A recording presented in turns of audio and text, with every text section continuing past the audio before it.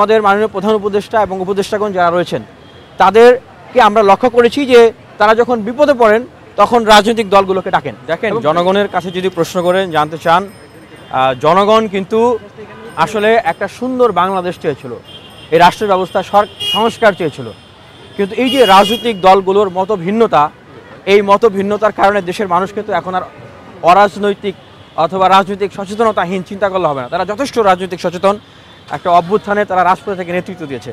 তাদের কাছে একটা জিনিস প্রতীয়মান হচ্ছে যে আসলে দেশকে কোন রাজনৈতিক দল কতটা ভালোবাসে। একরকম বের হয়ে আসছে যে সামনে জাতীয় নির্বাচন, যত দ্রুত জাতীয় নির্বাচন হয় অনেক রাজনৈতিক দল আসলে সেই দিকেই ধাবিত হচ্ছেন, সেটা তাদের খুব চাওয়া। আবার অনেকেই হচ্ছে রাজনীতি নির্বাচন যদি একটু পিছায় তাহলে তাদের জন্য ভালো হয়।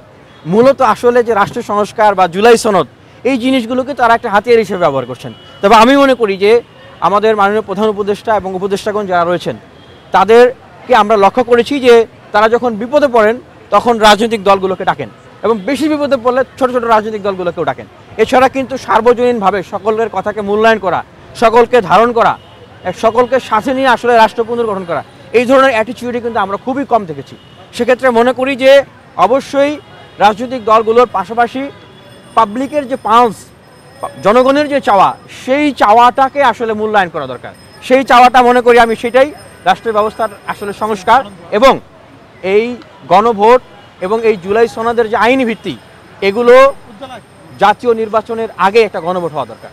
কারণ এই আইনি ভিত্তিটা যদি না থাকে তাহলে পরবর্তীতে সবচেয়ে বেশি বিপদের মুখোমুখি হবেন এই উপদেষ্টা মণ্ডলীরা। কারণ তারা কোন প্রক্রিয়ায় সরকারে আসছেন, ফাংশন করেছেন এতদিন, এবং এর পাশাপাশি বিপদের মুখোমুখি হবো আমরা যারা বুক চিতিয়ে, আমরা যারা ফাইট করেছি, আমরা বিপদের মুখোমুখি হব।